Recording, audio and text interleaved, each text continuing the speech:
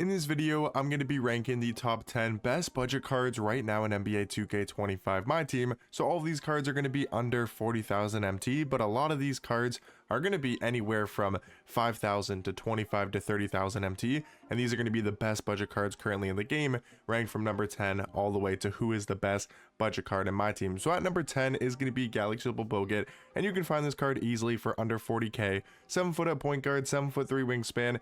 I mean, to have that at the point guard position is extremely valuable. He's got a 97 block, 97 interior defense, 90 perimeter, 86 steal. This is a great defensive point guard. You know, having that size allows him to switch on to taller players, be very versatile on that side of the floor, and be an offensive mismatch. Like if you play a shorter point guard, you are going to have a huge mismatch advantage on the offensive end, and that opens up the doors for a lot of things offensively. And I actually do like Bogut's jump shot quite a bit. It may not be the flashiest and the three hunting guard type of fast releases, but it's a very consistent jump shot. You know, even with a 79-3, I feel very consistent with Bogut on the no money spent, and I do actually really like this jump shot, and he can be super good as a budget point guard. At number 9 is going to be Dark Matter Dolph Shayes. Now, he isn't the tallest card at his position.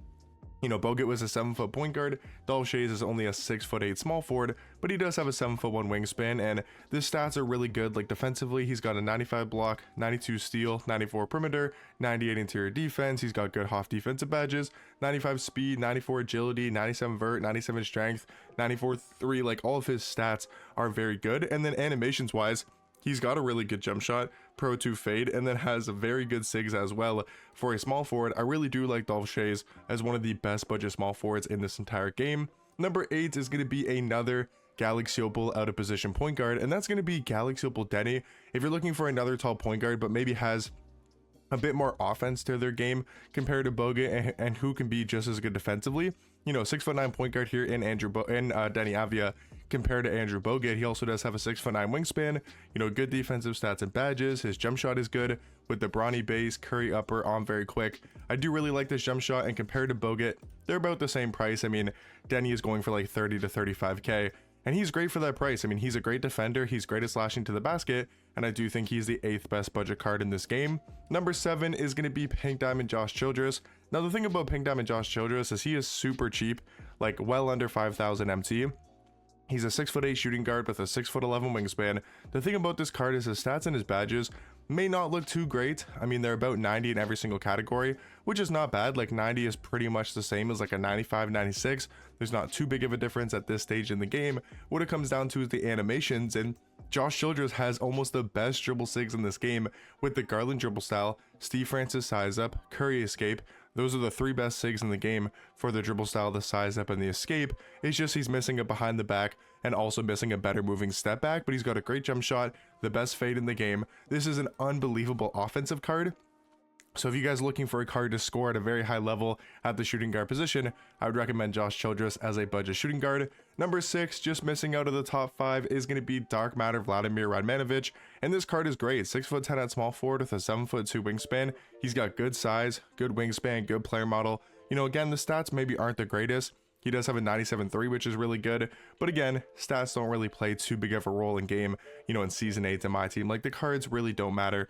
You know, it doesn't really matter what stats and badges are looking like. As long as they're somewhere in the 90s, it's going to be perfectly fine. As long as they have good animations. And the Jacoby Walter base, Dirk Nowitzki upper, on very quick, I think it's a good jump shot. It's not like the best jump shot in the game, but it's a very good release. Has the Pro 2 fade. And then just like Josh Childress, is only missing one of the best dribble styles in the game. So he's got like the best dribble style, one of the best escapes in Kemba Walker. This time he has the tray behind the back, where, you know, Josh Childress did not have a good behind the back. He had James Harden, but the problem with Vladimir is he doesn't have the Steve Francis size up. But to be honest, I don't know. I think I might prefer the tray behind the back compared to the Steve Francis. It's definitely a close debate, but to me, I think Josh Childress and Vladimir are 2 of the best budget cards in the game. I got Josh Childress at number 7 and Vladimir Radmanovich at number 6. Getting into the top 5, I am a huge believer and fan of this Dark Matter Rudy Fernandez card, who literally sells for 7,000 MT on the auction house. He's a 6'6" point guard with a 6'7" wingspan. Again, stats and badges might not be the greatest, but animations wise, this card is basically the same, if not better, than Invincible J.R. Smith. He's got the JR base with the Cam Christie upper, the same release that the Invincible JR has, on very quick timing, Pro 2 fade, with the best dribble style, the best size up, the best behind the back, and a very good escape. I know Trey Escape maybe isn't on the top tier cards, it's not on the Go cards, it's not on a lot of the Invincibles, but I think the Trey Escape is almost just as good as the Kemba and almost as good as the Curry Escape. So like, his SIGs are some of the best in the game, his jump shot is elite, has the Pro 2 fade, good height, good wingspan, good player model at point guard. This is easily one of the best budget cards in the entire game. I got him here at number 5. Number 4 is going to be Dark Matter Joe Smith. Now, this is a really good tall small forward, just like Vladimir, right? 6'10" at small forward, 7'2" wingspan. His stats are a little bit better and his badges are a little bit better compared to Vladimir, and that's like one of the small reasons why he's ahead of Vladimir. But to me, it's because of the SIGs. He has pretty much the best dribble SIGs in the game. His jump shot is debatably better than Vladimir, also does have the Pro 2 fade, but him and Vladimir Radmanovich are basically the same card at the small forward position. Number 3 is going to be Galaxy Opal Michael Alawa Candy. I was considering putting this card number 2 because for 5,000 MT as a big man, you're not going to find much better than Michael Alawa Candy. You're not going to find any better. 7 foot, can play center, power forward, 7'8" wingspan, 270 pounds, great player build, amazing stats and badges. Like for a Galaxy Opal, I mean, his stats are better than a lot of these Dark Matters we've been talking about. Like seriously, like his stats are almost as good and maybe even better compared to Dark Matter cards. His jump shot is insanely good with the Kyle Lowry base, Marcus Morris Sr. upper, on very quick, you know, and an insanely good jump shot. It is fast, it's easy to time, it's a really good jump shot for a big man. Also does have the Pro 2 fade. Not the greatest SIGs, but again, you're using this card at center or power forward. You're probably not going to be dribbling with this card too much, but he can if you need to a little bit. And he's just amazing as one of the best, if not the best budget big in the game. Number 2, I am a huge believer and a huge fan of this Dark Matter Elton Brand card. He's 6'9" at small forward with a 7'5" wingspan.